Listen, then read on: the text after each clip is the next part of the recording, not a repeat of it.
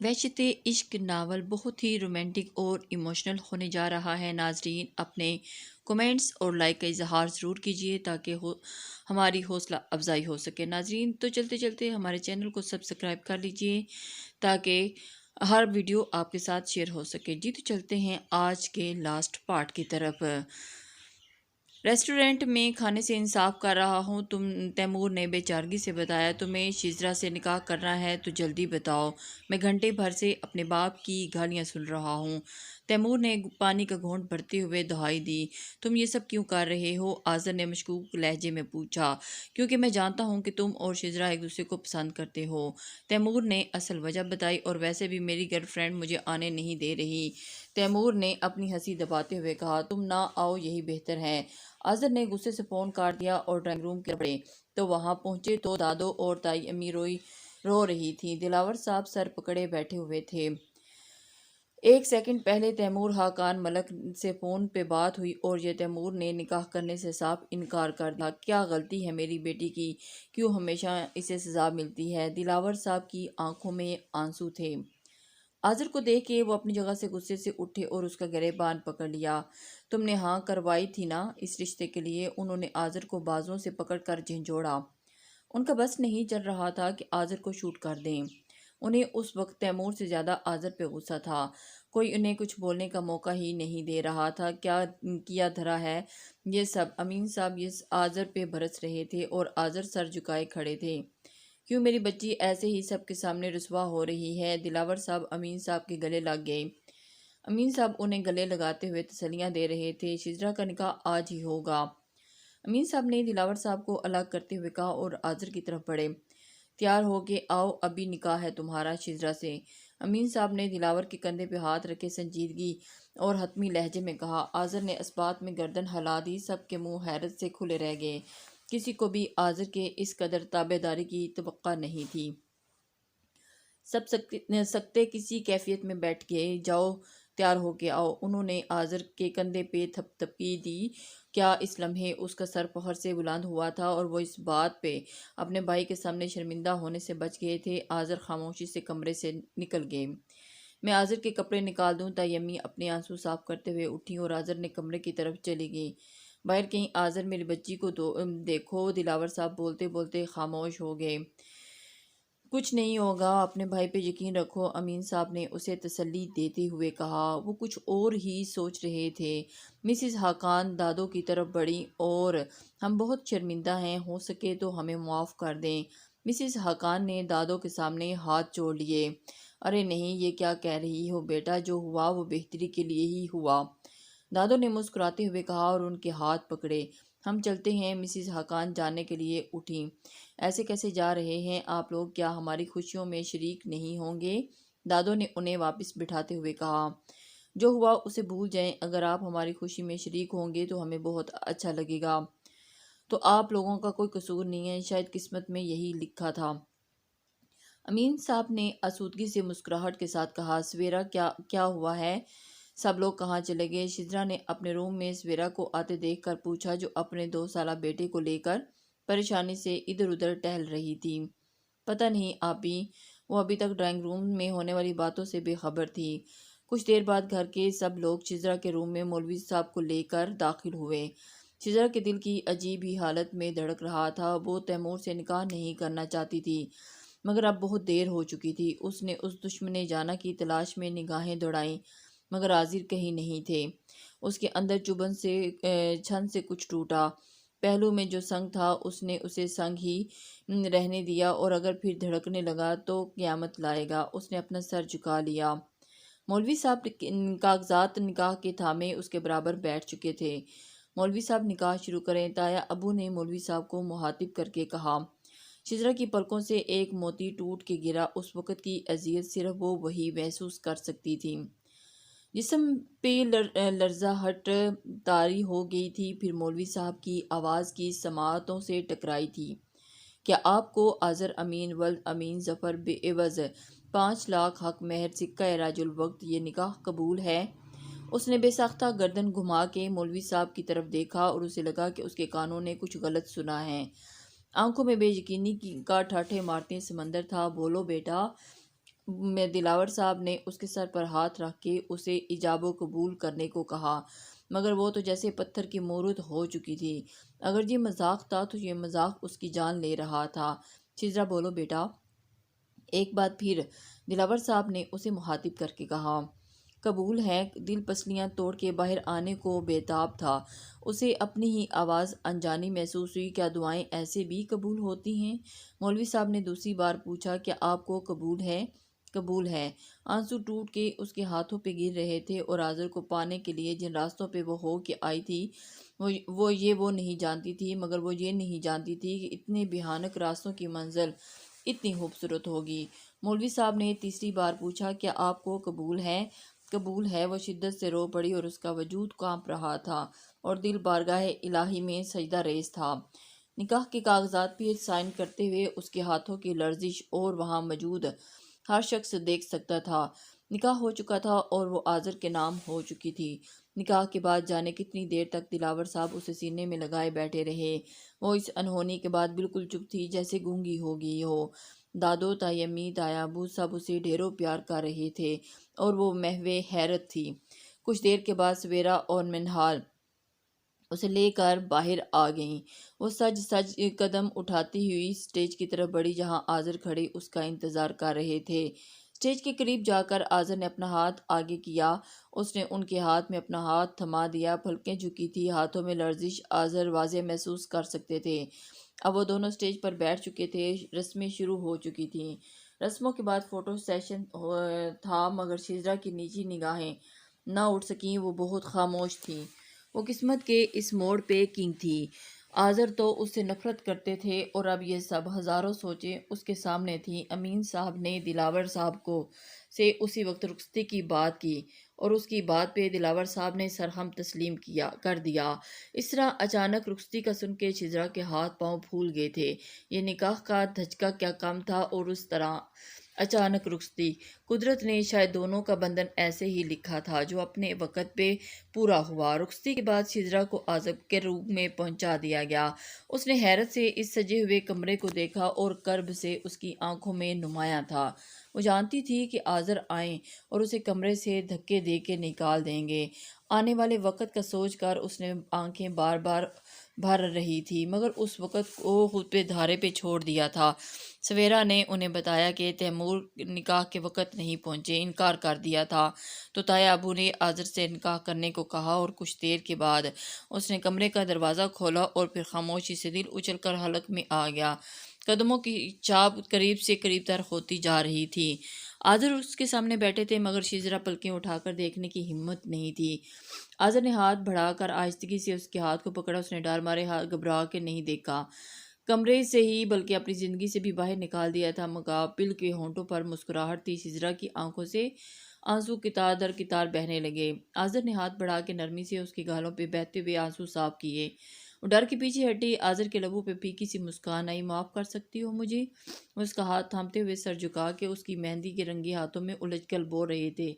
شزرا کی دھڑکنیں ساکن ہوئی تھی۔ اس بار آذر کے ہاتھوں میں مضبوط گرفت تھی، مگر وہ بھی اپنا ہاتھ نہیں چھڑا سکی، بس یکٹک اس کا چہرہ دیکھ رہی تھی۔ آذر ایک ہاتھ سے اس کے ہاتھوں میں پہنی ہوئی چوڑیوں کو کھیر رہے تھے۔ شزرا کے آنسو ٹوٹ کے آذر کے ہاتھ کی پشت پر گرے۔ لمحوں میں ان کے آنسوؤں پر نظریں جمائے بیٹھے رہے۔ شزرا کے وجود میں کڑی سوئیاں ایک کر کے نکل رہی تھی۔ وہ عالم بے یقینی میں آذر کا یہ روپ دیکھ رہی تھی۔ شزرا! آذر نے ہولے سے اسے پکارا تھا۔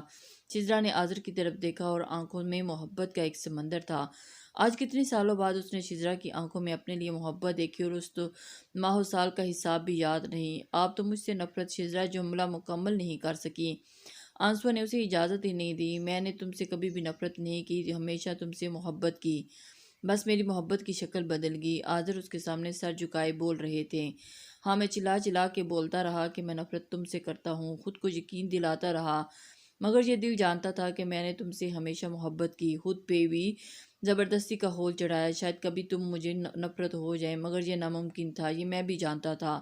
آذر کی آنکھوں میں ایک موتی ٹوٹ کر شزرا کے ہاتھوں کے رنگے ہاتھوں پہ گرا۔ تیمور نے نکاح سے انکار کر دیا، تو کیا تایا ابو نے آپ سے زبردستی نکاح کروایا؟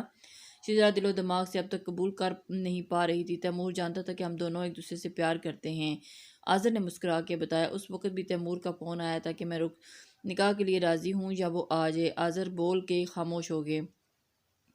پھر آذر کو خاموش ہوتے دیکھ کر شجرا نے اسے صبر نہ ہوا۔ پھر تو میں راضی تھا، آذر نے اس کے آنسوؤں پر اپنی پوروں پہ چنتے ہوئے کہا۔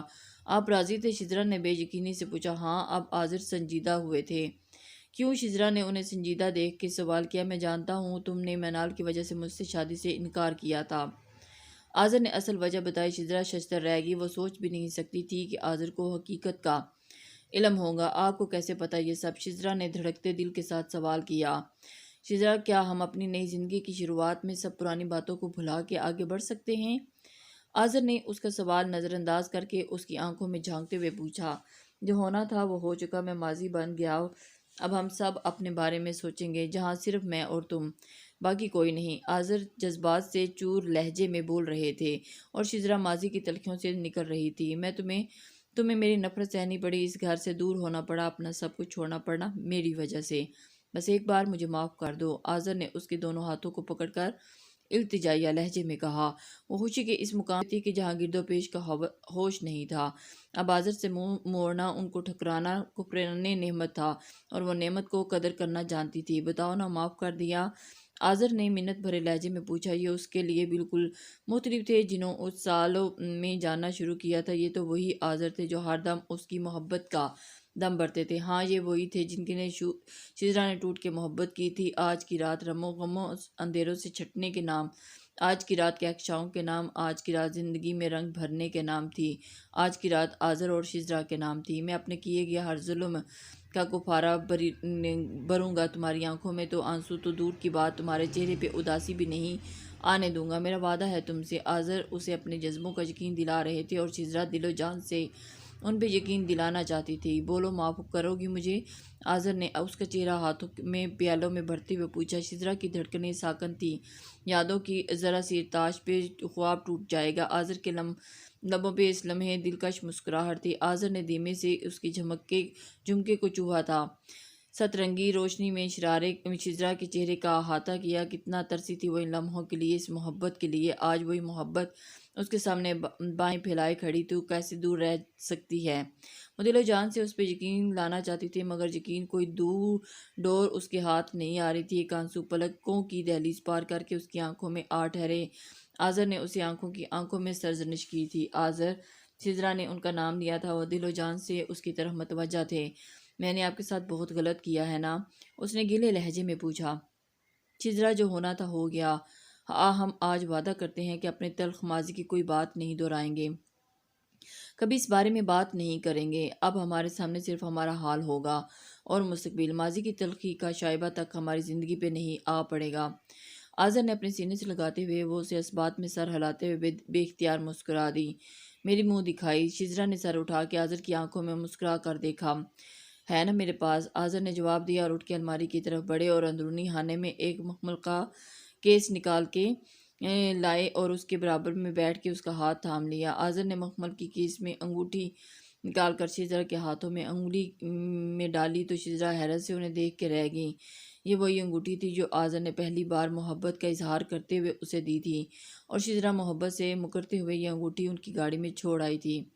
اس انگوٹھی کو آذر نے اتنے سالوں بعد سنبھال کے رکھا تھا، اور اس لمحے شجرا کا دل چاہا کہ وہ ساری دنیا کو جمع کر کے آذر کے لیے اپنی دیوانگی بتائے، وہ سب کو بتائے کہ یہ وہ شخص ہے، اتنا کتنا پیارا ہے۔ رات آہستہ آہستہ سرک رہی تھی اور اس نے اس کے کندھے پر سر رکھے غافل ہونے سے قبل ہی یہ سوچا تھا کہ اس رات کی صبح کتنی حسین ہوگی، من چاہی، خوشیوں بھری۔ آذر نے اس کے سوئے ہوئے چہرے پہ ایک نگاہ ڈالی اور بیڈ سے اٹھے تو آج انہیں ہر حال میں ماضی کو دفنانا تھا۔ وہ دبے پاؤں کمرے کا دروازہ کھول کے باہر نکل گئے اور اس انسان راہداری میں خاموشی سے چلتے چلتے جا رہے تھے کہ آس پاس کے سارے کمروں میں سکوت چھایا تھا۔ سر جھکائے تیزی سے اس راہداری سے نکلے اور کچن کی طرف بڑھے۔ وہ ماضی کی ایک ایک چیز کو اپنی زندگی سے دور کر دینا، وہ اب اپنی زندگی میں صرف امن چاہتے تھے، اور اب انہیں شجرا کی آنکھوں میں ایک آنسو بھی گوارا نہیں تھا۔ ان کے ہاتھ میں منال کی ڈائری تھی، اسے طلب کرنا چاہتے تھے۔ وہ نہیں چاہتے تھے کہ شجرا کو اصل حقیقت کا علم ہو۔ کبھی کبھی آگہی سے ناآگہی بہتر ہوتی ہے۔ اب یہ ناآگہی ہی ان کی زندگی کا حاصل بننے جا رہی تھی۔ وہ کچن میں داخل ہوئے، انہوں نے اسٹوو جلایا اور آگ کا ایک ایک شعلہ سر نکلا اور آذر نے منال کی ڈائری اس شعلے میں جھونک دی۔ شعلہ کچھ بلند ہوا، چنگاریاں نکل کے آس پاس پھیل رہی تھی۔ شعلوں کا عکس آذر کے چہرے پہ پڑ رہا تھا۔ کچھ دیر پہلے والی نرمی ہرگز نہیں تھی۔ ماتھے پہ بال پڑے تھے اور لب سختی سے پیچھے تھے۔ وہ نہیں چاہتے تھے کہ شجرا کو اس سچائی کا علم ہو کہ منال اس کی محبت سے باخبر تھی۔ پہلے ہی وہ بہت دکھ دیکھ چکی تھی اور شاید وہ یہ دکھ اس سے برداشت نہیں ہو پاتا۔ آذر نے منال کا برہم رکھ لیا اور وہ شجرا کی منال کے لیے بے لوث بے غرض محبت دیکھ چکے تھے۔ اب اسے کسی اور کڑے امتحان سے نہیں گزارنا چاہتے تھے۔ ایک بہن کے سامنے اس کی بہن کا بھرم رکھنا چاہتے تھے۔ کچھ بھرم زندگی کا سہارا بنے ہوتے ہیں، اگر وہ بھرم ٹوٹ جائیں تو زندگی بے معنی ہونے لگتی ہے۔ اگر شجرا اس بات کی بھنک پڑ جاتی تو وہ نہ جانے کتنے ٹکڑوں میں بٹ جاتی، اور یہ آذر نہیں چاہتے تھے۔ ڈائری کے جل کے راکھ ہو چکی تھی اور آذر واپسی کے لیے قدم بڑھا دیے۔ وہ صبح بہت روشن تھی، ایک خوشیوں بھری صبح تھی، اور صبح جس کے آنے میں مدت لگی تھی وہ آ چکی تھی۔ انہوں نے بہت انتظار کیا اور یہ انتظار کی کیفیت بہت تکلیف دہ تھی۔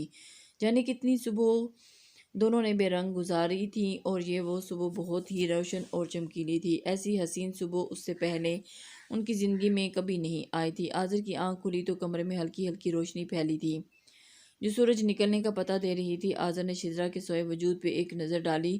وہ سوتے ہوئے کسی معصوم بچے کی طرح لگ رہی تھی۔ آذر اٹھ کے فریش ہونے کے لیے چلے گئے۔ بال تولیے سے پونچھتے باہر آئے تو شجرا اب بھی بے خبر سو رہی تھی۔ سیسنا دروازہ بجا تو آذر دروازہ کھولنے چلے گئے۔ سامنے ہی تائی امی کھڑی تھی۔ انہوں نے دونوں کو نیچے آنے کا کہا۔ آذر پلٹ کے واپس کمرے میں آ گئے، کھڑکی سے پردے ہٹا دیے۔ تیز روشنی پورے کمرے میں پھیل گئی۔ شجرا نے بے چینی سے کروٹ لی اور تکیہ آنکھوں پہ رکھ لیا۔ آذر اس کی یہ حرکت دیکھ کے زیر لب مسکرائے۔ اٹھ جائیں مسز، صبح ہو چکی ہے، آذر نے اس کی آنکھوں سے تکیہ ہٹاتے ہوئے کہا۔ شجرا نے قسملندی سے آنکھیں کھولیں اور انہیں دیکھا اور اٹھ کے بیٹھ گئی۔ گڈ مارننگ پرنسز، آذر نے اس کے چہرے پہ آئے ہوئے بال کانوں کے پیچھے کرتے ہوئے کہا۔ گڈ مارننگ، شجرا نے مسکرا کے جواب دیا۔ جلدی سے تیار ہو جاؤ، امی بلانے آئی تھیں، آذر نے اسے محبت پاش نگاہوں سے دیکھتے ہوئے کہا۔ وہ دونوں نیچے پہنچے تو سب ہال میں موجود تھے۔ دونوں تو خوش اور آسودہ دیکھ کر سب کے چہروں پہ خوشی دوڑ گئی۔ ولیمے کی تقریب شہر کے ایک بہت بڑے ہوٹل میں رکھی گئی تھی۔ اتنے شارٹ نوٹس پہ بھی ولیمے کے بہترین انتظامات کیے گئے۔ یسر کی چیز اپنی جگہ پرفیکٹ ہوتی ہے۔ شجرا آذر کا ہاتھ تھامے ہوئے وینیو میں داخل ہوئی تو وہ ہر نوٹیفیکیشن ستائش میں ڈوبی ہوئی تھی اور ان کی جانب اٹھی تو شجرا نے اس وقت خود کو دنیا کی خوش نصیب لڑکی تصور کیا تھا۔ وہ اس شخص کے پہلو میں کھڑی تھی جو اسے دنیا میں سب سے زیادہ چاہتا تھا۔ اس شخص کی چاہت پہ اسے اتنا مان تھا، غرور تھا، بھروسہ تھا۔ روشنی کی چکا چوند میں وہ دونوں اسٹیج کی طرف جا رہے تھے۔ زندگی بہت حسین ہو چکی تھی۔ آذر نے ایک نظر شجرا کے چہرے پہ ڈالی، جہاں مسکراہٹ تھی، خوشی تھی، اطمینان تھا۔ اس لمحے کو فوٹوگرافر نے اپنے کیمرے میں محفوظ کیا۔ وہ دونوں اسٹیج پہ بیٹھ چکے تھے۔ اسٹیج پھولوں سے لدا ہوا تھا، ہلکے سرمئی رنگوں کا میدار، پیروں تک آتی میکسی پہنے جس پہ سفید نگینوں کا نفیس کام تھامے تھا اور بے انتہا خوبصورت لگ رہی تھی۔ نازک سا سیٹ گلے میں پہنا تھا جو سراہی دار گردن میں خوب جچ رہا تھا۔ بیوٹیشن کے ماہر ہاتھوں نے اس کے چہرے کے نقوش مزید خوبصورت بنا دیے۔ اس پل وہ سیدھی آذر کے دل میں اتر رہی تھی۔ آذر اس لمحے کو فصوں میں کھوئے ہوئے تھے جس نے کھنکھنار کر دونوں کی اپنی طرف متوجہ کیا۔ آذر اور شجرا نے بیک وقت سر اٹھا کر دیکھا تو تیمور ملک اپنی پوری شان کے ساتھ ان کے سامنے کھڑا تھا۔ دونوں بے اختیار اپنی جگہ سے کھڑے ہوئے۔ شادی کی بہت بہت مبارکباد، تیمور نے پھولوں کا گلدستہ شجرا کی طرف جانب بڑھاتے ہوئے کہا۔ شجرا نے اسے تھام لیا۔ آذر کے ماتھے پہ بال نمودار ہوئے۔ یہاں کیوں آئے ہو؟ آذر نے تمام لحاظ بالائے طاق رکھ کے تیمور سے پوچھا۔ تیمور نے اس کی بات سن کے ایک پلک شگاف کہکا لگایا۔ مجھے دلاور انکل نے بلایا ہے، اس نے مزید مزے لے کے بتایا۔ کھانا کھاؤ اور چلتے پھرو۔ آذر اور تیمور کی موجودگی سخت برہم لگ رہے تھے۔ لو جی، یہ کوئی کہنے والی بات ہے، ظاہرہ کھانا کھانا ہی آیا ہوں۔ تیمور کے ہونٹوں پہ ڈیٹو والی مسکراہٹ نمودار ہوئی۔ ویسے بہت احسان فراموش انسان ہو، تیمور نے منہ کے زاویے بگاڑتے ہوئے کہا۔ طنزیہ لہجے میں پوچھا۔ تم دونوں کی شادی میری ہی وجہ سے ہوئی ہے، تیمور نے انگلی سے اپنی طرف اشارہ کر کے بتایا۔ اسے آذر کی یہ احسان فراموشی ایک آنکھ نہ بھائی۔ جی نہیں، آپ کی وجہ سے نہیں بلکہ آپ کی گرل فرینڈ کی وجہ سے، جس نے آپ کو نکاح میں نہیں آنے دیا۔ آذر نے سنجیدگی سے بتایا۔ تیمور کے چہرے پہ ایک جاندار مسکراہٹ پھیلی۔ میری کوئی گرل فرینڈ نہیں ہے، تیمور نے اپنے چہرے پہ دنیا جہاں کی مظلومیت طاری کرتے ہوئے کہا۔ تو اس ہوٹل میں کون تھی وہ، اور جس کے بارے میں تم بول رہے تھے کہ آنے نہیں دے رہی؟ آذر اب بھی اپنی بات پہ قائم دائم تھے۔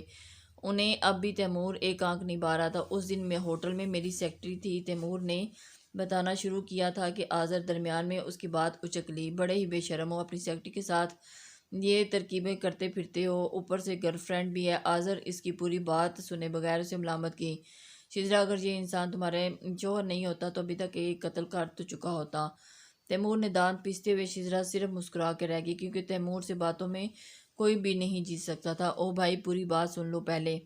تیمور کا دل کیا کہ وہ اپنا سر پیڑ لے۔ اس وقت میں تمہیں دیکھ کے اپنی اداکاری کے جوہر دکھائے تھے، تیمور نے ایک شان سے اپنے بالوں کو پیچھے کرتے ہوئے کہا، اور نکاح والے دن بھی مٹھن اکیلا تھا اور کوئی نہیں تھا میرے ساتھ۔ تیمور نے آذر کو بتایا اور آذر الجھن میں آ گیا۔ کیا تم نے یہ سب کیا؟ آذر اب بھی شک و شبہات میں تھے۔